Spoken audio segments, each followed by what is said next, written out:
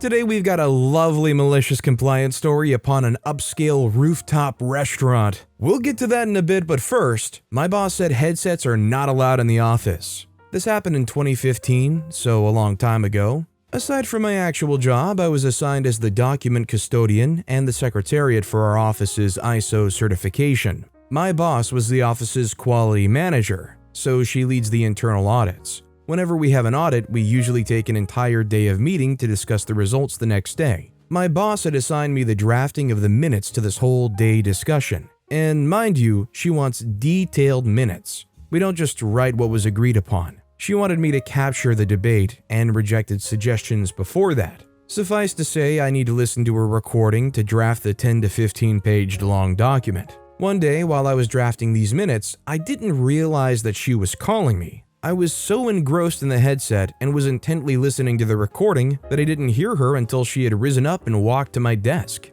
This annoyed her. She didn't realize I was listening to the recording. She thought I was merely listening to music. She nagged at me in front of the whole office for needing to be called 5 times and being so unresponsive. Then, right there and then, she angrily announced to everyone that nobody is allowed to use their headset anymore. She even strutted to the IT room to tell the IT guys to quit using their headsets as well. Being the obedient assistant that I am, I took off my headset, then connected my computer to the speaker, then listened to the recording at full volume of voices of everyone in the office debating and talking about the audit. The worst, I wasn't just listening to the conversations in the meeting. Sometimes I would stop, then replay certain parts of the recording at least 5 times to capture what was being said. Everyone in my immediate vicinity could just not stop snickering. Some of the teams across the office who had no idea what happened asked what was going on, annoyed that they can't focus at work. Some people are cringed by their voices. I just told them it's a new policy and they just have to live with it. My boss, on the other hand, pretended she wasn't hearing anything. I did this for a few days until it got old and I finally returned to using my headset. I'm not gonna lie, and although it sounds weird coming from somebody who literally records their voice almost every single day, but if I was in this office scenario and all of a sudden I hear myself chime in on this argument or this meeting and having to keep hearing that over, I would be cringing and sinking into my chair. It's a really weird phenomenon, but when I'm recording things like this right now, if I play it back, completely fine. But once I post it or is out of my hands, I guess once I'm done with it, it becomes the most cringe material to me. Also, hi, I'm Steven, and if you enjoy awesome stories of malicious compliance, why not hit those like and subscribe buttons down below? That said, our next story is Don't Bother You at All Tonight? Alright, so this is a fun little story from my last job working in a vegetarian/vegan food factory. It was the worst job you can imagine. The place smelled like rotting food at all times. The employees rarely ever do anything to prevent spreading illnesses. They would regularly show up sick even during COVID, and management was just the worst. I quickly adopted the policy of doing the least irritating job I could find and trying to avoid listening to my shift lead since he was a jerk. For the sake of the story, let's call the shift lead Jim. Jim was a by-the-numbers guy, to the point that if you argued with him using logic, he would instead tell you you're wrong and his math, yes, he would point that phrasing out very deliberately, was what they were going to use and to not think above your pay rate. So on this particular night, I worked from 7 p.m. to 5 a.m. Jim decided he wanted to be really lazy since the building owner was going to be gone for the week, and he wouldn't have to report anything to him for days. He spent his whole night just sitting in the office playing games on his phone, ignoring our calls because we needed assistance. After about 8 to 9 p.m. rolled around, and me finally getting pissed off enough to care, I asked my department manager if he could cover me for a couple of minutes to get Jim in there to help. We needed him to go get maintenance because the machine sealing a product called Tempa was barely sealing any at all, and we were throwing away about 70 to 80% of all packages. I get into his office, and before I can say a single word, Jim says very loudly, "Whatever it is, I don't care, just leave me alone tonight." I tried to get in a word, but he just glared at me and said, "Just get the freak out and don't bother me again." Then, an evil thought crossed my mind. Cue the malicious compliance. "You want just me to not bother you, Jim? Or does that mean everyone?" I asked, and he says the words that screwed him over. As long as I'm not bothered, I don't care. Alright, I say, and leave with a grin that most anime villains dream of doing. I get to my department manager and tell him that Jim doesn't want to be bothered at all tonight. My manager looks at me kind of confused at first and asked what the heck does that mean? To which I just told him, Jim doesn't care what happens as long as no one bothers him. Me putting a big emphasis on the last part. Now, my department manager was the guy you go to for getting information around the build fast. He's a fast talker and quick on his feet. He lets me get back into my spot and very quickly starts darting around to each department to inform them of what transpired. Needless to say, Jim wasn't bothered at all the entire night. He even had to be woken up at 3 a.m. to do his nightly paperwork because he fell asleep. During the night, the machines packaging the soy hot dogs also started sealing poorly, but we couldn't get any maintenance out there until it's been approved by Jim, so we just ran it all night. By the end of the night, my line, I worked in the boxing department, boxing up the tempeh, had thrown away roughly 4 tons of it. We used large red buggies that would hold at least 500 pounds, and we chucked 17 of those suckers. I won't even try to count up the dogs that were thrown out too. Needless to say, this was going to hit the company hard. The fallout, the next day my shift comes in, and to no one's surprise, Jim is on my butt right away. Why didn't you inform me that we were losing so much product? He starts screaming into my face. The owner looked at his email and saw that we lost nearly $15,000 in product alone last night.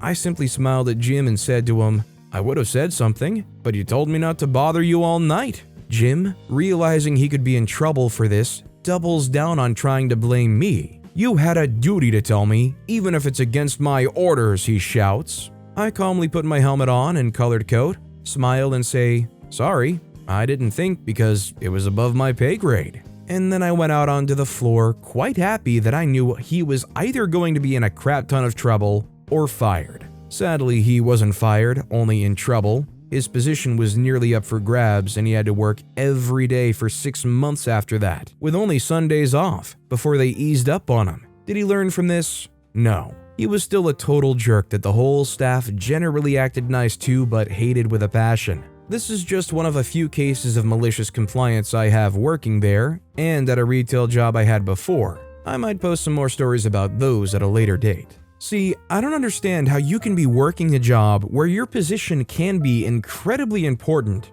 and you can say the words, "Don't bother me at all tonight," and still keep your job afterwards. I mean, Jim must be very good at whatever it is they do when they do it, because how else do they get saved there unless it's like nepotism or just playing favorites? Maybe they're the golden manager guy. Our next story is, I'm not allowed to touch the kids? Have fun doing it all on your own. In my country, when you start 9th, I think, grade, you have to do 3 days of work for free, for the experience, and to explore more about what different jobs require you to do for your future work life. This happened when I was 15. I had found out about the official date pretty late because I'd been away from school for a while due to being in the hospital, so by the time I found out, most jobs were taken, and I was left with going the desperate path, which was working at a nursery. I called the nursery I was in as younger, and lucky me, I was allowed to work there even with such short notice. It was 5 days after I called in. Now, something I have to mention is, I'm a bisexual trans man.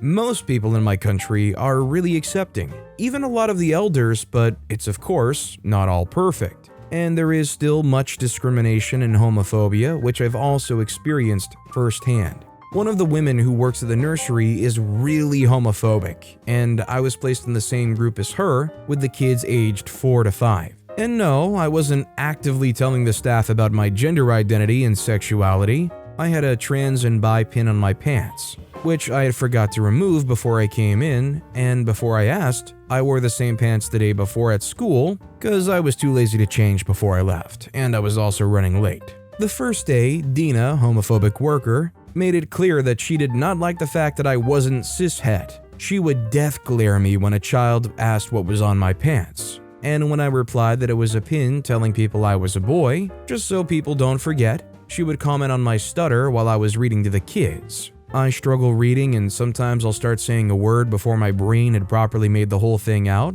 She almost tripped me twice when I was playing tag with some kids outside and accidentally walked into my water bottle that I hadn't closed because a kid needed help tying her shoe, and all this on day 1.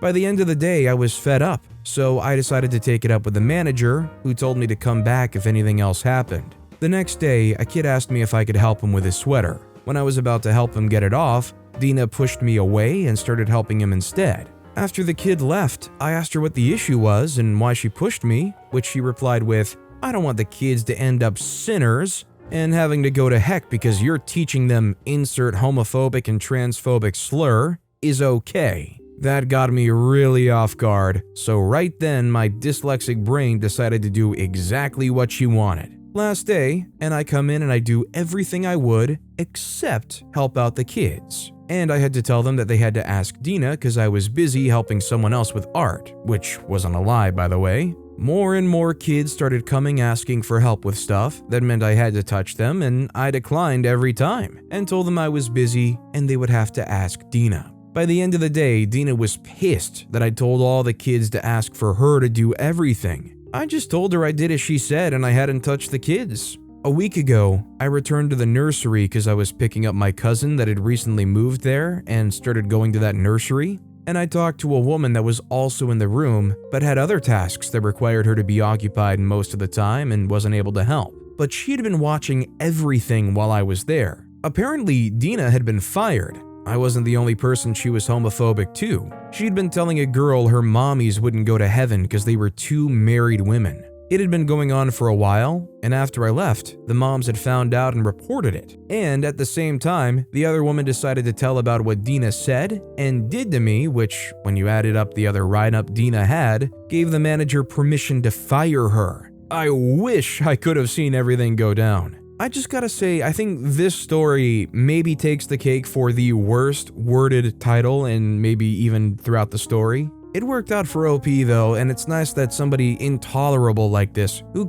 even if they had strong personal beliefs, couldn't control themselves or be a normal human around other people, got canned from a job where they have to be around kids, cause you don't want that kind of person around kids. That said, our next story is, guess we'll have the coffee. My sister just reminded me about this story. It takes place in 2017. She and I were out for brunch and had a lovely time at an upscale rooftop restaurant in the heart of our city. You know, the kind with a full setting, cloth napkins and white tablecloth. The kind where a pancake entree has the word melange and mimosas are $16. We had a great time, even though the service was a little rushed. We get it, Saturday brunch means a lot of tables with a speedy turnover. My sister had been a waitress all through college. We even joked about her applying for the weekend shifts since she'd make great tips. When it came time to settle the check, we noticed we'd been charged for 2 coffees, which we didn't order nor receive. While handing the bill back, I asked that they be taken off. The waiter said, "Well, you got coffee." I said, "I'm sorry, we actually didn't." See? Shows them the pristine, empty coffee cups. They say, "No, there's 2 coffee cups on the table." I say, "There are coffee cups on every table." At this point, he kind of huffs and rolls his eyes and says he doesn't have the authority to remove anything from the bill. Before I can ask for someone who can, he smirks and says the manager on duty just went on break, and we'd have to wait 30 minutes for her, but he'd be asking us to wait at the host stand since they need the table. My sister and I look at each other and we both get the same idea. Sister says, "Well, okay. Guess if we're being charged for coffee, I'd like a refill." I said, "Oh, for me too. And can you bring cream and sugar?" It was at this moment he knew he messed up. We spent another 20 minutes sipping coffee and keeping him from turning the table. We asked for refills once, and I asked if they had any raw sugar packets. By the end of it, he was pointedly ignoring us. We kinda giggled about it, and I made a very dramatic show of flourishing my card, putting it in the booklet, and setting it up right. My sister even tried to flag him down, but he refused to look in our direction. We finished and hung around until he came back with his manager. He was smirking again. Big lips, that guy. I have to say that facial expression stayed with me. The waiter, in a sickly sweet voice, said, "Okay, you two, we have a seating time limit to allow our other guests the opportunity to eat with us. Will that be all today?" I said, "Well, we've been waiting for you to take our check. I was trying to get your attention earlier, but you must have been busy." I offered him my card and the booklet, and I've never seen a human turn red so quickly. He mutters that he'll be right back and marches off to run it. While we were waiting, the manager asked us about our experience. We said we both had a great time and we'd be back and relayed what happened. At least we ended up enjoying the coffee. We paid, left a decent tip, and skedaddled. But it felt good knowing he probably cost himself a ticket's worth of tips, over $9 in coffee. Honestly, I hope the manager takes this experience if OP relayed exactly what happened and allows it to change where you can comp something as dumb as coffee. I mean, it's just ridiculous at a place this fancy that they can't comp you a couple coffees when they make a mistake. But with that being said, that's all the time we have for today. Now, if you want to hear another absolutely awesome malicious compliance story, check out that video on the left. Or if you missed my latest video, check out that video on the right. That said, I'll see you all next time with some more stories.